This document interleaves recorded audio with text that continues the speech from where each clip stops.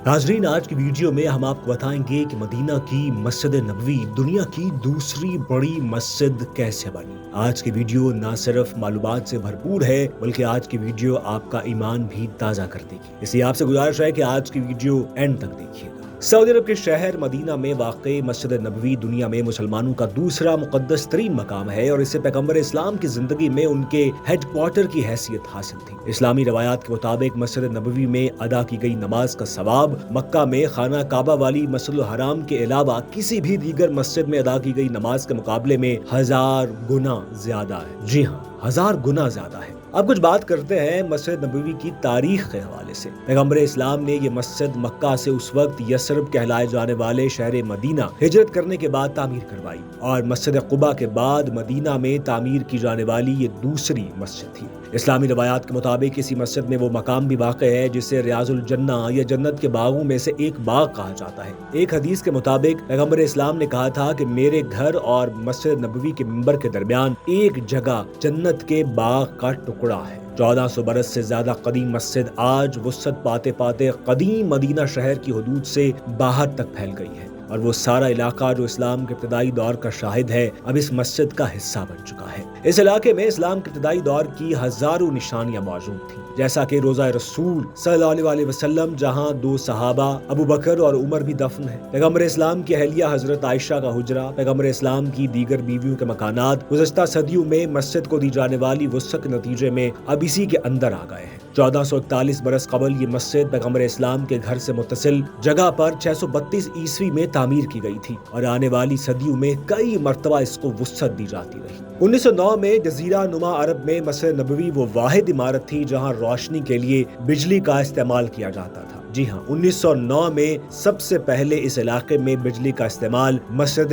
नबवी से शुरू हुआ था। सऊदी फरमा रवा शाह अब्दुल्ला बिन अब्दुल अजीज के दौर में इसको वसी करने का सबसे बड़ा मंसूबा शुरू किया गया जो अब भी तकमील के मराहिल में है। कहा जाता है कि इस मंसूबे की तकमील के बाद हर बरस लाखों अकीदतमंदों की मंजिल बनने वाली इस मस्जिद में एक वक्त में 18 लाख अफराद के नमाज पढ़ने की गुंजाइश होगी। असर हाजिर की इस्लामी फिक्र के एक माहनामे रिसाले में मस्जिद नबवी की तारीख और गुंबद हजरा के उन्वान से शाया होने वाले एक मजमून में लिखा गया है कि इब्तिदा में मस्जिद नबवी का रकबा सिर्फ 98 ज़रब 115 फीट था। तहम आने वाले अदवार में मस्जिद को कई मरतबा वुसअत दी गई ताकि दुनिया भर से आने वाले लोगों, खास तौर पर हुज्जाज कराम के लिए एक वक्त में नमाज अदा करने की ज्यादा से ज्यादा गुंजाइश पैदा की जा सके। ख्याल रहे कि ये मस्जिद मुसलमानों के उन 3 मुक़द्दस तरीन मकामात में से एक है जहां सवाब हासिल करने की गरज से तवील सफर की इजाजत है। ये मस्जिद अब 100 गुना बड़ी हो चुकी है और तकरीबन पूरे कदीम शहर पर फैल चुकी है। मस्जिद की बैरूनी दीवार अब जन्नतुल बकी के कब्रिस्तान से मिल गई है जो पैगम्बर इस्लाम की जिंदगी में शहर के मज़ाफात में था और उन्होंने इस बारे में डॉक्टर मोहम्मद वाजिद अख्तर की किताब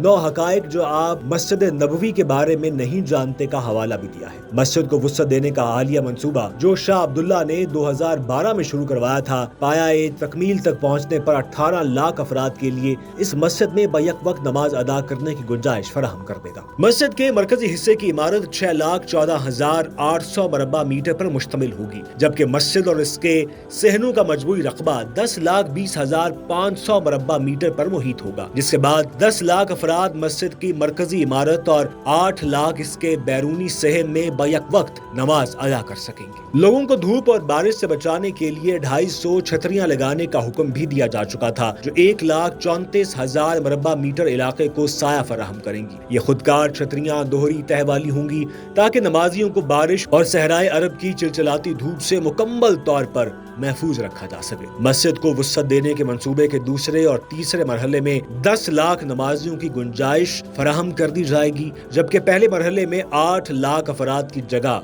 बनाई जाएगी। जन्नतुल बकी का तारीखी कब्रिस्तान जो अब मस्जिद की मगरबी दीवार के बाहर है उन चंद इमारतों और जगहों में शामिल है जो मस्जिद के चारों अतराफ में मौजूद है। यह कब्रिस्तान भी मुसलमानों के लिए अहम है क्योंकि यहाँ पैगम्बर इस्लाम की अहलिया, उनकी बेटी और दीगर रिश्तेदारों की कबूर है। मस्जिद के अहाते के गिर्द जो दीगर इमारतें और जगह हैं उनमें सऊदी हुकूमत के इदारे, अस्पताल, शॉपिंग मॉल, पुरतायुश होटल और बड़ी शाहराएं शामिल हैं। مدینہ کی مسجد نبوی اور مکہ کی مسجد الحرام دونوں کا انتظام ایک خصوصی ادارہ چلاتا ہے، جبکہ مسجد کی نگرانی کی ذمہ داری سعودی شاہی خاندان کی ہے اور سعودی بادشاہ خود کو خادم الحرمین شریفین کہلاتے ہیں۔ اسی مسجد میں کئی اہم یادگاریں بھی موجود ہیں۔ جس ممبر پر اسلام کے پیغمبر اپنے ساتھیوں کے سامنے خطبہ دیا کرتے تھے، وہ جگہ مسجد نبوی کی سب سے نمایاں اور مقدس جگہوں میں سے ہے۔ پیغمبر کے بعد مسلمانوں کی قیادت کرنے والے خلفاء نے بھی اپنے خطبات کے لیے اسی ممبر کا استعمال کیا۔ حضرت ابوبکر اور حضرت عمر کے دور خلافت میں وہ دونوں ممبر کے دوسرے زینے سے خطبے دیا کرتے تھے۔ حضرت عثمان اپنے خطبے پہلے زینے سے دیتے، مگر بعد میں انہوں نے بھی پیغمبر اسلام کی طرح تیسرا زینہ استعمال